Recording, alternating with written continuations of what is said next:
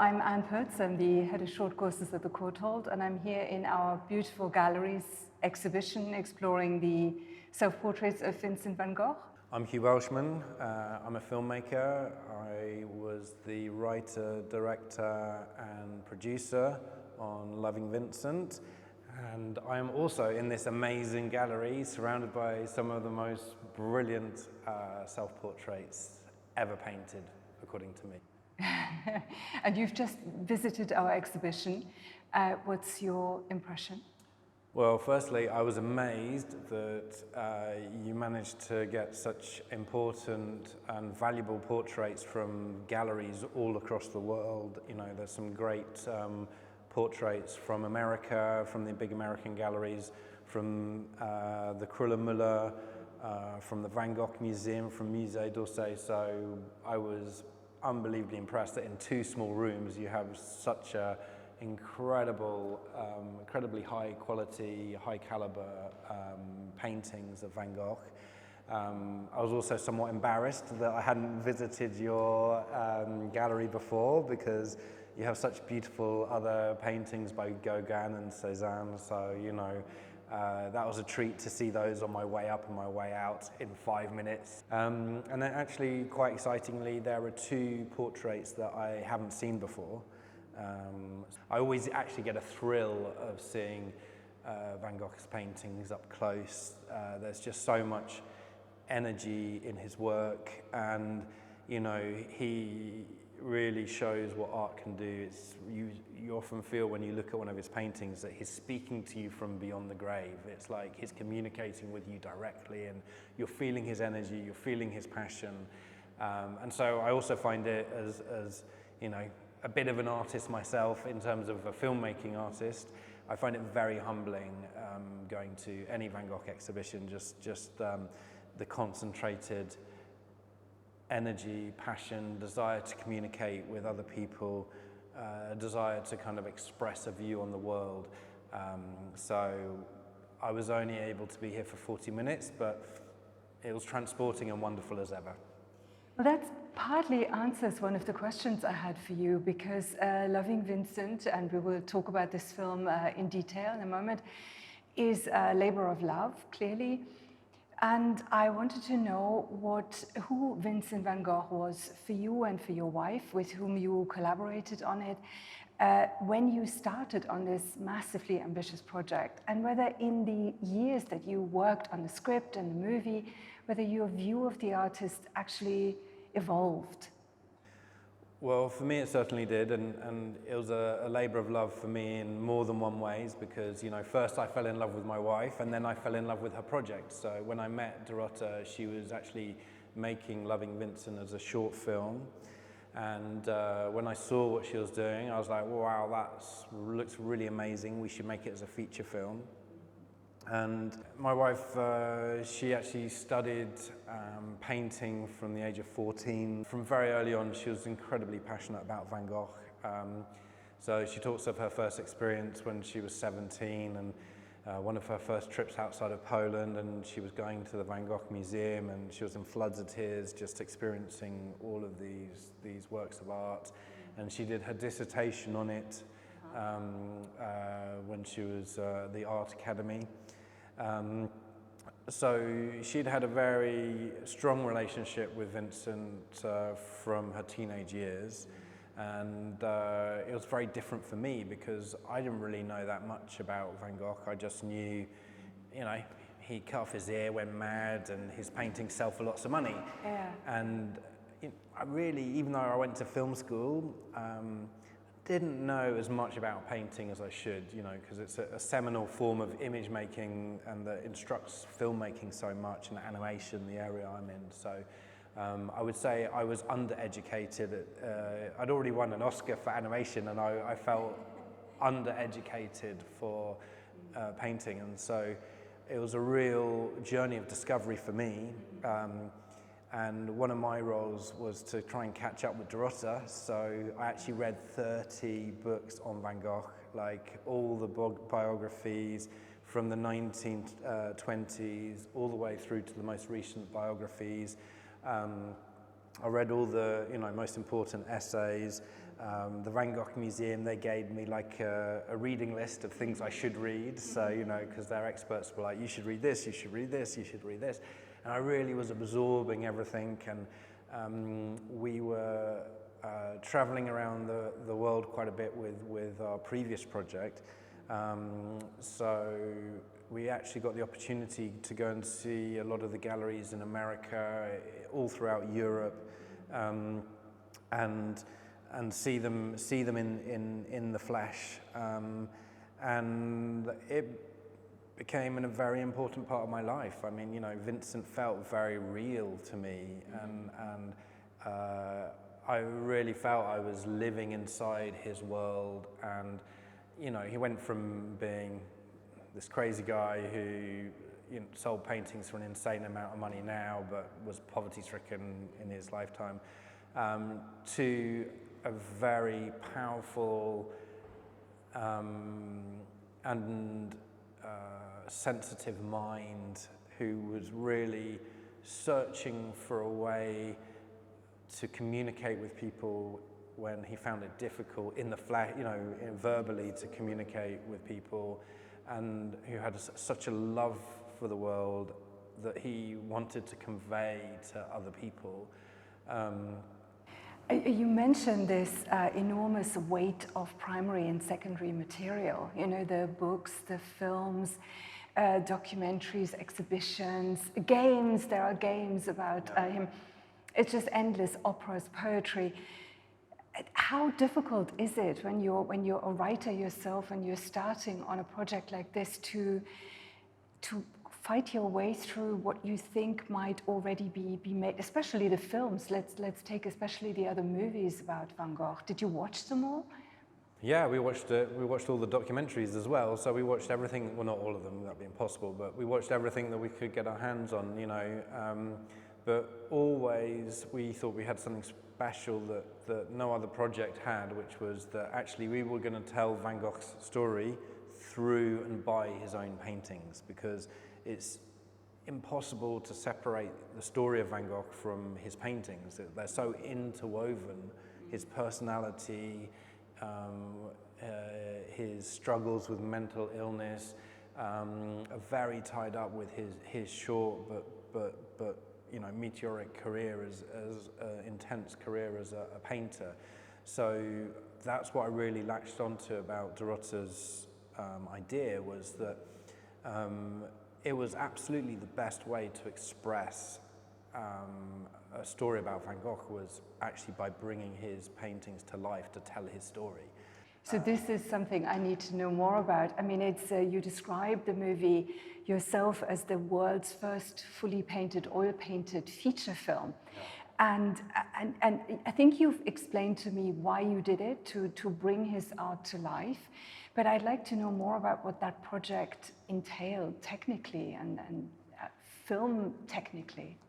So Dorotte's background is as a painter, and then she was really kind of concentrate on being a painter from her mid-teens up until her early 20s. Then she got very involved in filmmaking as a director, as a designer, as an animator. And she really missed painting, and she wanted to find a project which would sort of combine those two sides of her life, her painting life and her filmmaking life. So she was quite uniquely equipped to put those worlds together, being involved in new animation technology, traditional animation technology, and painting technology. So yeah, she was looking to do a short film that would combine those two sides of her worlds, and what better way to do it than through the artist who she felt such a big connection to. And she would paint the whole thing herself. It was going to be 8 minutes long, and she was going to paint everything herself. And obviously, when I persuaded her that we should do it as a feature-length film, then she couldn't paint it herself because she'll be painting it for another 40 years. She will be finishing, in 2060. So in the style of Vincent van Gogh, so all your artists had to train themselves. We trained them. You trained them to paint in the manner of Vincent van Gogh. So we got people to submit their portfolios. Then, if we thought they were good enough painters, then we would give them a painting test where they had 3 days to animate a shot, and they all animated the same shot.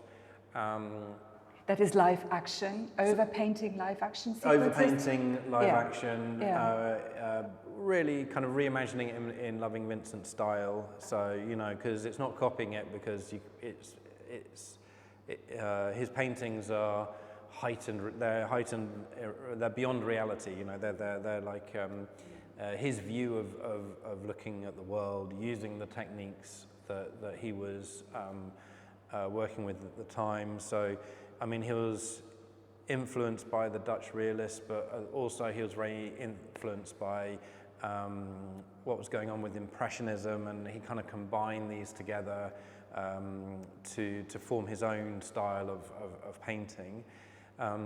So they would do that 3-day test.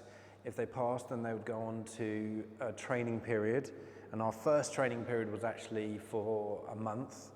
But then we streamlined it because it was such a big commitment for people to take a month off of their life and not know that they would actually have a job at the end of it. So then we streamlined it down to 2 weeks. So they had a 2 weeks training, and pretty much everyone then went on to the film. And the whole thing is, if you imagine that you're looking at a video of me now and that I was turning my head to camera, then that 1 second, that would be 12 paintings. So they would do a painting of me like that, and then they'd have to rub out the head and repaint it like that, rub it out, repaint it like that, rub it out until you get to that. So yeah, so you're actually seeing all the movement conveyed in moving brush strokes on canvas. So we stopped animating the brush strokes. So, and it was very much fun with Vincent, because in a lot of the paintings that we're recreating, so we had 88 paintings in it. We had another 50 which were kind of referenced or shown in the black and white sequences. But there were 88 where we boom, that's a very close to an exact framing of a Van Gogh painting. And in many of them, we were choosing his later period, so it's very impasto. So you're actually, rubbing out the brush strokes and moving them a little bit, rushing them, moving them a bit, and that gives this incredible tactile sense of paint moving in front of your eyes, which was great. I mean, now we're doing a more realist style painting animation, and which is very challenging and very exciting. But yeah, sometimes I miss that big texture, thick impasto moving across the screen. So what I found fascinating is the description of the tagging of the movie on the International Movie Database as obviously animation, obviously biography, but then also crime. And then I thought, that yes, it is a kind of a detective story, isn't it? It's a whodunit, or maybe even a whydunit. And I wonder, can you give us a gist of this intriguing plot, which is quite unusual? Yeah, so Dorota originally had it as a whydunit. So she wanted, because there were so many different theories about why he killed himself. And while we were writing the script, then there was this new theory that actually he was killed by an upstart teenager, a rich teenager who was holidaying in Auvers. So that was kind of a gift to us, really, is that, we could also go, maybe it's not just why done it, but who done it. So we spent a lot of time looking into that theory, and we chose certain theories that we liked more than others, and that we wanted to get some kind of mystery and conflict between characters in their views of what happened to Van Gogh, because it's still a mystery why he did it, and there is a fairly large contingent of people out there who think it's plausible that he was accidentally shot by René Secretan, and that René Secretan on his deathbed kind of gave an interview just before he died, which was coded message saying, coded confession to that he killed Van Gogh. So definitely we had to look into that. And do you think it ultimately matters? Does it matter whether he killed himself or whether he was accidentally shot? Is that important? For us, it wasn't really. I mean, our very strong opinion is that he killed himself. So, that's our personal opinion. There are many reasons to think that he was suffering quite a lot, and that he was kind of feeling like there was no more options for him, which is immensely sad when you think what an unbelievably talented man this was. But ultimately, we wanted to try and get over his personality, like his love of the world, his sensitivity, and downplay his craziness or his outbursts, because very often those are dramatized when actually what hasn't really been dramatized that much in films, if you think of Kirk Douglas, Van Gogh, more like just the very deep sensitivity of the man, and the gentleness and his attention to detail and perception. So loving Vincent, exactly. Vincent, the title. We are loving Vincent, so that's part of the title. And you're loving Vincent in his... And he was a loving person. He really was very, very... He was too sensitive, really, for this world. And he could boil over into rage and frustration at the world, but actually that's the side of him that was mostly there, which is not really shown. And that's why we have the world of the film is the Van Gogh world. It's his paintings, it's the beautiful vision of how he perceives the world. And then the flashbacks, is other people's recollections of him. And he's kind of in the distance. You just hear him talking in the background.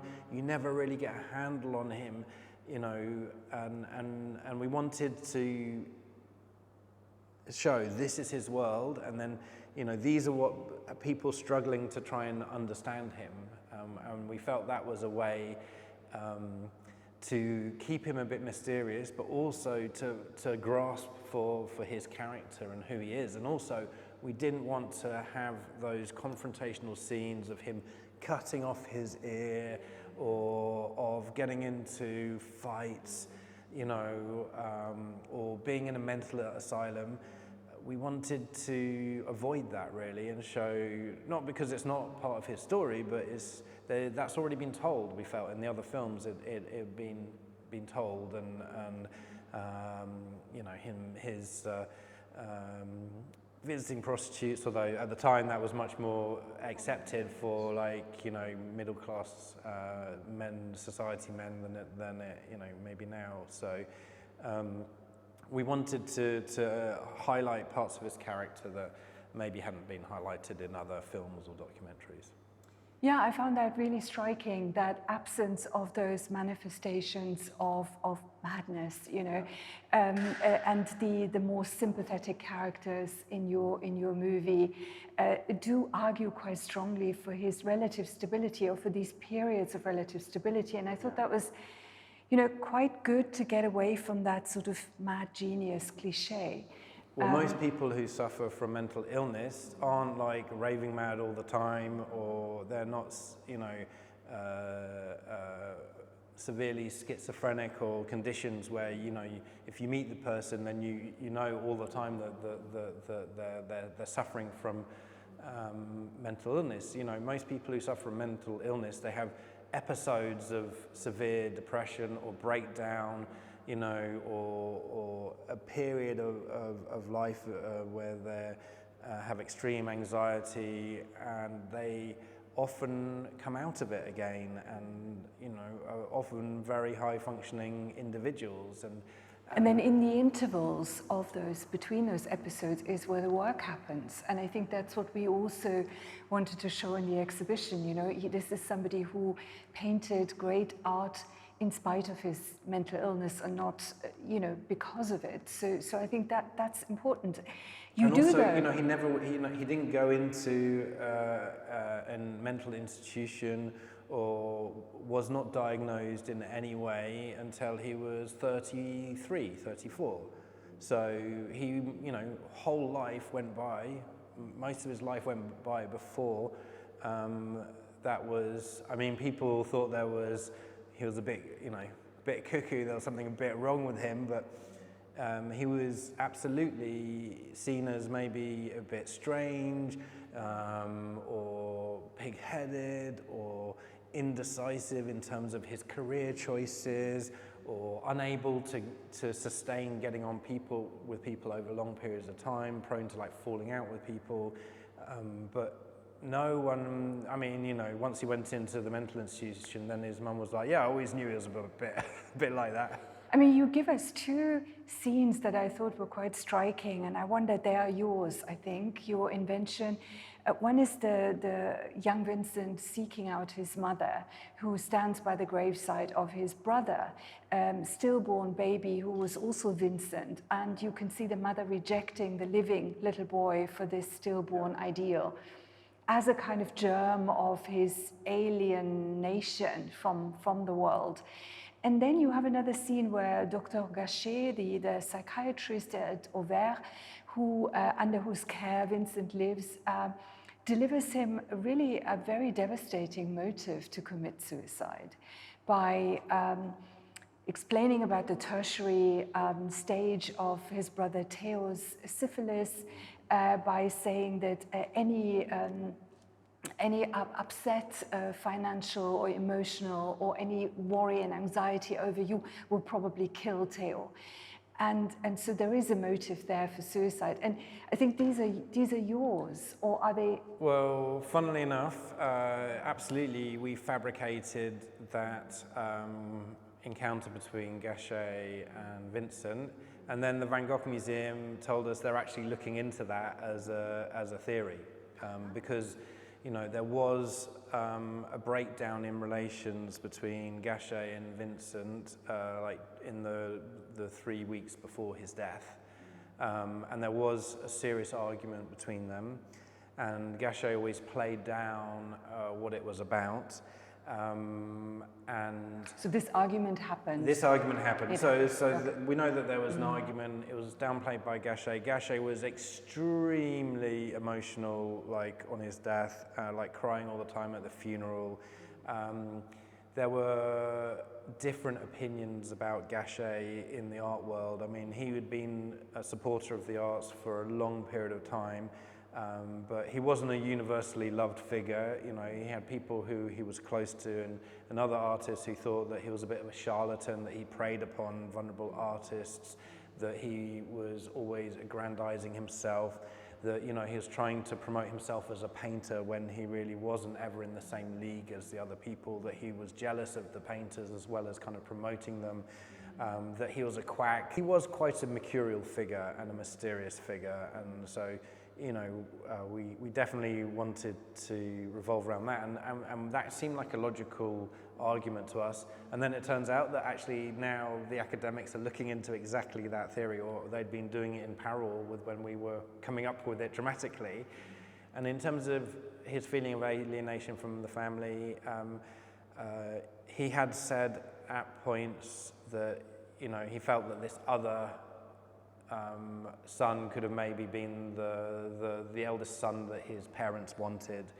So it wasn't actually that unusual to call you know, the next son the same, because you know, children dying in childbirth or you know, in infancy was much more common then. So it wasn't seen as a strange thing to give the same name to the next one to be born.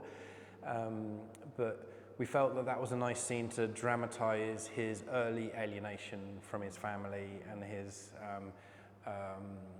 constant he loved his parents, but also he really struggled ever to make a connection with them. He was very frustrated by them, and they were very frustrated by him, and you know, they loved him dearly too, but you know, he was like strange, and he was the black sheep of the family, and he didn't, you know, he went into the profession he was meant to go into, as working at the art dealership of his rich uncle, but he was thrown out, and it was his younger brother Theo who then came through and did all the things that his older brother was meant to do. So we felt that, I mean, that was all based on actual stories about his family, but we wanted to visually dramatize it in one scene, and we just felt that that scene kind of said it all without us having to explain it all, you know. I want to end really with, very quickly, with the portrait that you chose for this important end sequence when Vincent emerges in color and merges into his own portrait. It's a portrait that we haven't got in this exhibition. It's from the Musée d'Orsay. It's a blue-green suit and swirling blue-green background, and then Vincent with his red beard and ginger hair kind of contrasting against it. Why did you pick that one? So I would have been very impressed if you'd managed to get that Musée d'Orsay to release that. I don't think they've ever let that painting out of their building. I think it's the, you know, it's the most famous painting they have, and so. Well, I mean, have you seen it? You've seen it at the Musée d'Orsay. I have seen the portrait there. Yes. It's extraordinary. Yeah. It's extraordinary. Yeah. I mean, I probably stood there in front of it for 15 minutes the first time I went there. You feel his eyes bearing into you. It's very kind of regal, very challenging, and very three-dimensional. Like the whole effect of the background. If you stand there in front of it, it almost like he's coming out at you and challenging you and say, "This is me." And so, more than any other, and it was actually the last portrait he ever did. So it was the last portrait that he did just before he left Saint-Rémy. He never did a portrait in Auvers.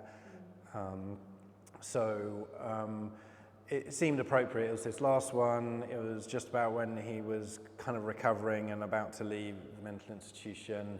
And it's very challenging, it's very strong, and it really kind of grabs you. And so we felt we wanted everyone to see Vincent in his world, in his colour at the end, but not say anything, just sit there and challenge you. It's like, this is my world, you know, come inside my world, you know. And by this you hope for people to replicate, for viewers to replicate that journey that Armand does to rediscover this artist. Because of course, Armand in the 1890s, traveling and discovering Vincent, for us, we grow up with the idea that he's a genius, his talent is unquestionable. How do we manage to get all of this out of the way and reconnect with this artist? So Armand is the everyman, you know. He's like me at the beginning of the journey, and Armand would have like really probably not liked Vincent because you know his dad was friends with drinking buddies with him, but Rouland's wife, when he was away, felt very scared of Vincent, and Armand was the grown-up son there, so probably he would have had a very skeptical relationship, and being the age that he was, we thought if he could be converted to Loving Vincent, then so could everyone else. So very much, yeah, that was kind of the journey he went on, and we would hope that everyone would take the time for that. And you know, as well as the film, we have an exhibition which unfortunately has been in storage for the whole of the COVID pandemic, but hopefully will be coming out of storage and touring around the world. And as I told you, we're now looking at doing a stage version. So we're keen to continue on. I mean, you know, there was a period, because it dominated my life for 8 years and Dorotha's for 10 years. So there was a time afterwards where I was like, enough, like have a break. But now actually, you know, I'm very affectionate. I watched the film again recently and I enjoyed it. And, you know, now I'm keen to look at expanding it into other areas. Thank you, Hugh. It was a pleasure. Thank Great you for pleasure. letting me sit in such a wonderful environment.